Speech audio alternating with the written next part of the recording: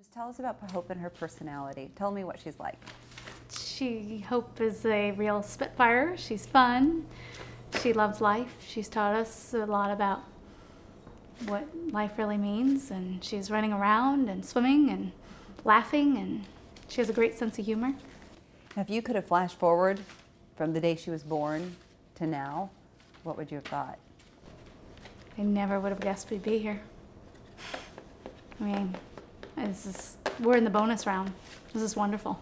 So, this is very hard to do, but if you met a stranger on the airplane and had to explain her medical situation in a nutshell, how do you even sum up what her diagnosis and what her life has been? Well, in layman's terms, I just say she has a half of a heart, and so that's the easiest way of understanding what it is. Now, my husband will give you a much more technical explanation from a doctor's standpoint, but half a heart is what we usually tell people. What about the numbers of surgeries and the types of complications? I mean, this is more than just a couple of surgeries and she was on her way. It's had a really dramatic journey. Yes, this has been very dramatic. She's been through 4 open heart surgeries and 16 surgeries throughout her life at 5 years old. So it's been a long road and difficult. And tell me about the feeding complications that she has.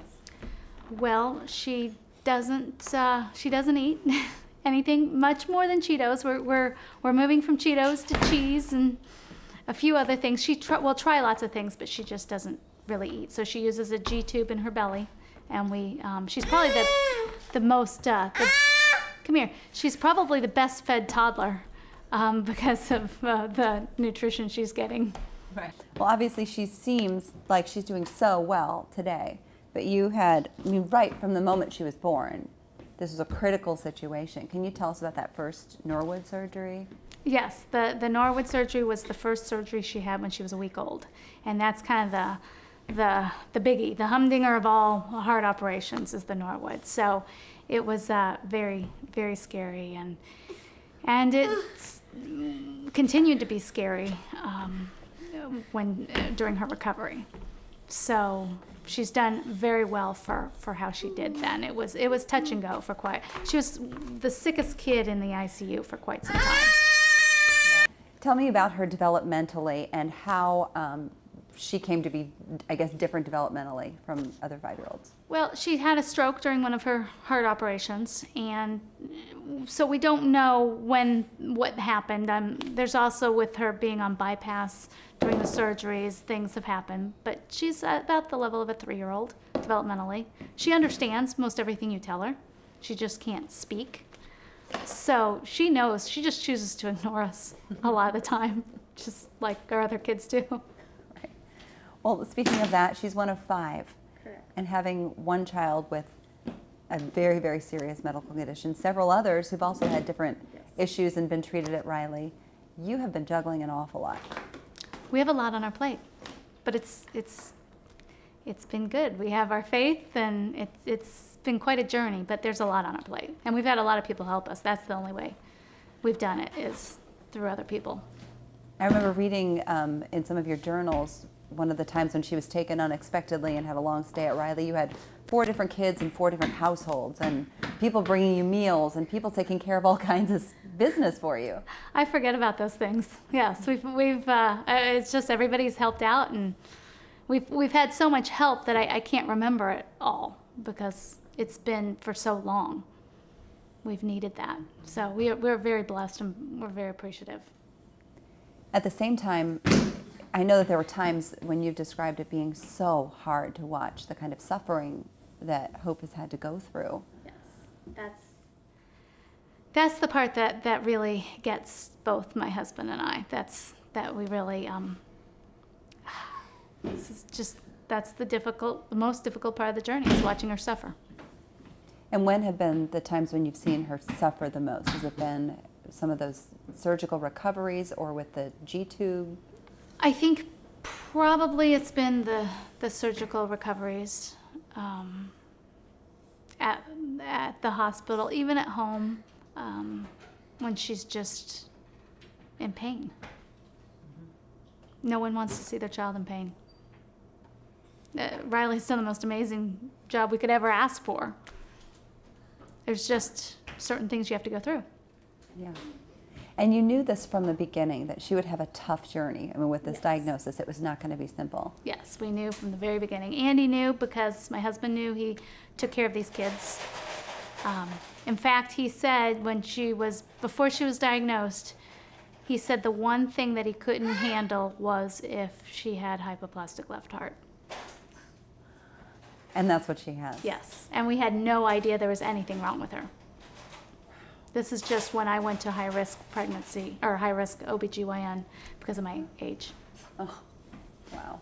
When I was talking to Andy, he was saying how he was really familiar with hypoplastic left heart syndrome from his time in the PICU. Yes. And knowing how grave this diagnosis could be, and especially back when he was first practicing, that there was even some discussion about, is this something we should treat, or should we just let it go?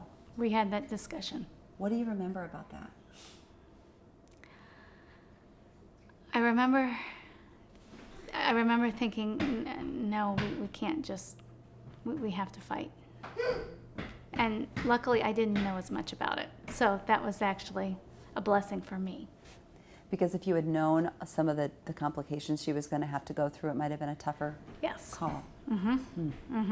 Because it's been so difficult. I mean, it's been worth everything as far as we're concerned. I just, I hate that she's had to suffer. Yeah.